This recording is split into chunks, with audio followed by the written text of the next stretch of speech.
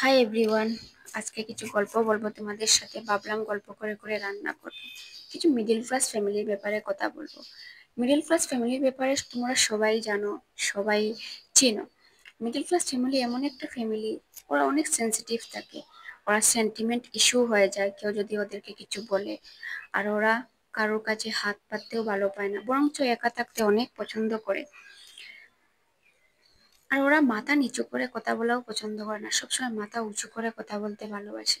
Middle class ফ্যামিলিদের ছেলেমেয়েরা যে আছে, ওরা বড় বড় রেস্টুরেন্ট, বড় বড় জায়গায় ঘোরাফেরা না করে বরঞ্চ রাস্তার ধারে বসে মোমো, ফুচকা, চাট এগুলো খেতে অনেক ভালোবাসে। এইগুলো ছোট ছোট জিনিসে ওরা খুশি, অনেক সুন্দর বের করতে জানে। ওরা খুশিও হয়ে যায় ছোট ছোট জিনিসে।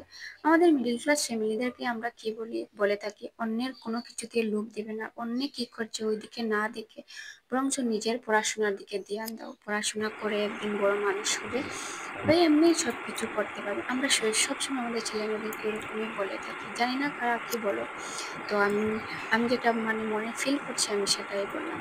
মিডিল ক্লাস ফ্যামিলিদের ঘরের হাউস ওয়াইফরা কি করে, ছেঁড়া জামা কাপড় যখন নষ্ট হয়ে যায়, প্যান্ট শার্ট এগুলো যখন নষ্ট হয়ে যায়, ওগুলো ফেলে দেয় না, কিন্তু ওগুলো রেখে দেয়। ওইগুলো কিছু না কিছু কামে আসবে, হয় পা পুছনি, ডরমেট, এগুলোতে কাজে আসবে, কোনো সেলাই করে কাজে আসবে। তো এগুলো রেখে দেয়। রান্নাঘরের ছোট ছোট ডিব্বা, দুধের হরলিক্স, বর্নভিটা এগুলো ডিব্বা খালি হলে ফেলে দেয় না, কিন্তু এগুলো ধুয়ে রেখে দেয়, কিছু না কিছু জিনিস ঢুকিয়ে রাখবে বলে। মিডিল ক্লাস ফ্যামিলি এরকমই, ছোট ছোট জিনিসে অ্যাডজাস্ট হয়ে থাকা, ছোট ছোট জিনিসে অনেক খুশি খুশি থাকা ওরা জানে। এরকম জীবন যারা যাপন করেছে ওরাই কিন্তু বুঝতে পারবে। অনেক খুশি থাকে, অনেক খুশি। আমরা ছোট ছোট জিনিসেও অনেক খুশি হয়ে যাই।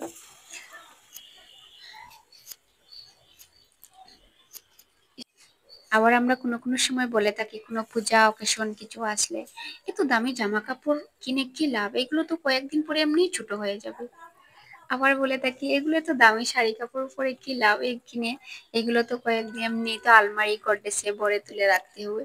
আমরা সবসময় এইভাবেই চিন্তা করি। আমরা যদি দুপুরে রান্না করি তো ভাবি রাত্রে কি আবার রান্না করবো, এখান থেকে একটু সরিয়ে রাখি, রাত্রে এটা দিয়ে চলবে। আমরা এরকমই ভাবি, আজকে রান্না করছি কি কালকের চিন্তা করব, আমরা কালকে কি রান্না করব।